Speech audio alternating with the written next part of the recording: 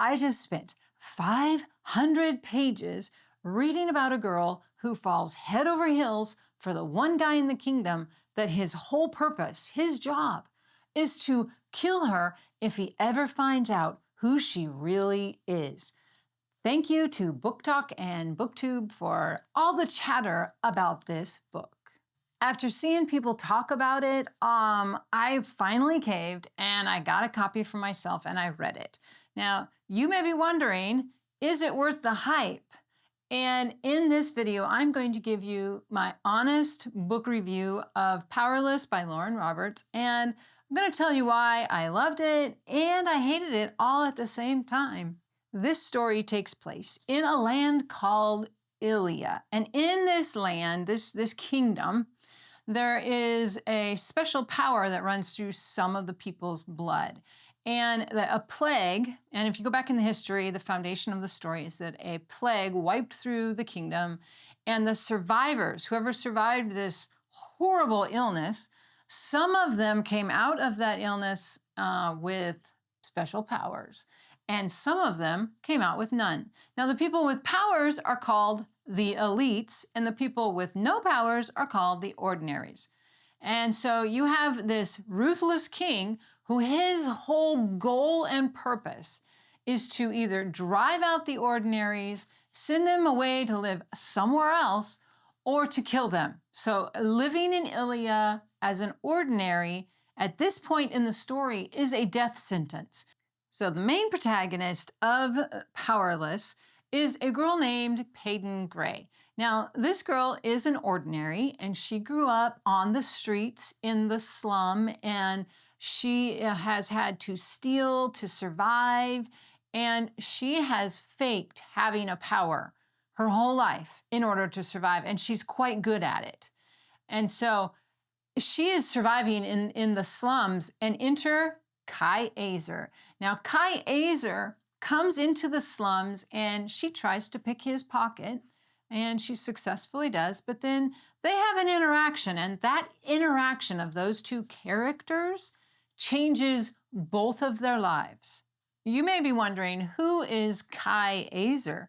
Well, he is the prince, and he's one of the princes, and he is also in training to be the enforcer for the king, the guy that has been trained to track down and kill any ordinaries in the kingdom.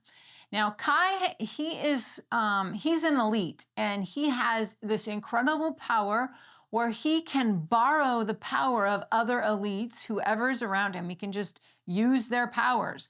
And so that makes him very powerful and very effective weapon. And so you have this character who has spent his entire life being raised by his father, telling him that his job is to rid the kingdom of ordinaries. And he has been raised up under this thumb of his father, who is the king, to be ruthless.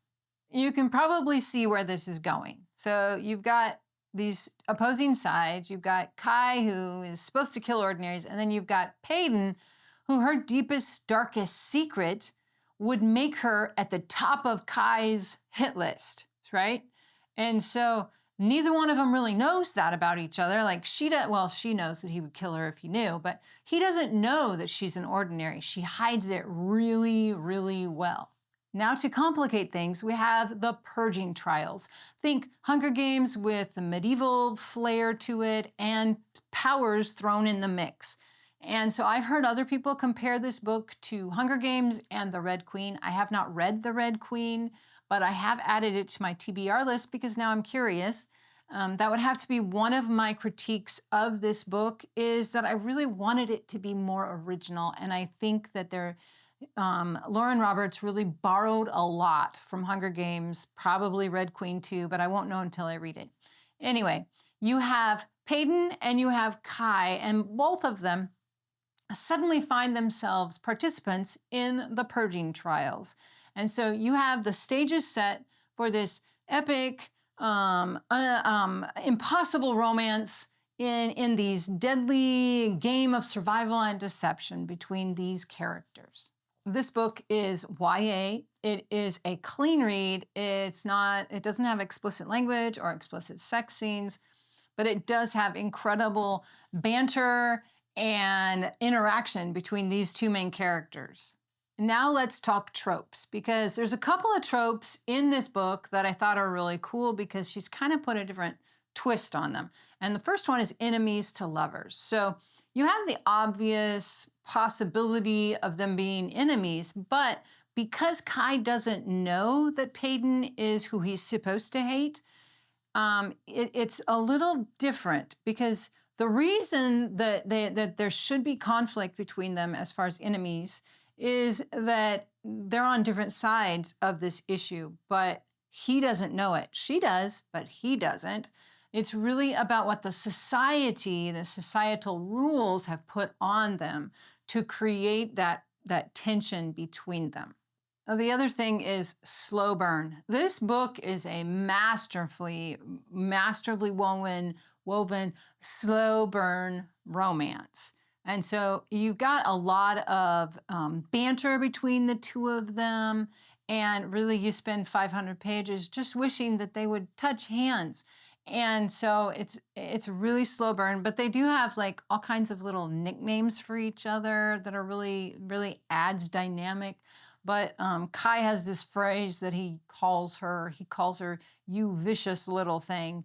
And it's kind of cute, and it fits because she's always like coming around the corner and she's got this knife and she puts it to his throat and holds it there and threatens to kill him, but then she never does. And so they have like this running joke between them, how she's gonna hold him at knife point and I'm gonna kill you with my knife, and then she never does and he doesn't. And so it's got a lot of really good banter for the slow burn aspect. Now let's talk about the morally gray male lead of Kai Azer. I really like his character. So he is the enforcer. He's been trained to be ruthless and brutal and all these things, but he has this fabulous internal conflict because we get to glimpse like these little snapshots of Kai showing like sensitivity and kindness behind all this ruthlessness. Like, for example, he braids Peyton's hair in one point in the story, actually multiple points, but and then in another point, we see him with this little girl who isn't ordinary, and he lets her go. He lets her live. And so we know that Kai he's a very conflicted character with this raging battle internally, because he's been raised to be one thing, but internally, he doesn't want to be that. He wants to be the good guy. He doesn't want to kill people. He doesn't want to be the bad guy. The magic system in this book is very simple. There was a plague and everybody got very sick. And the people that survived this plague, some of them got special powers and some of them stayed ordinary. It's really simple, and I love that about this book. Now let's talk about the character arc of Peyton and Kai. We'll start with Peyton.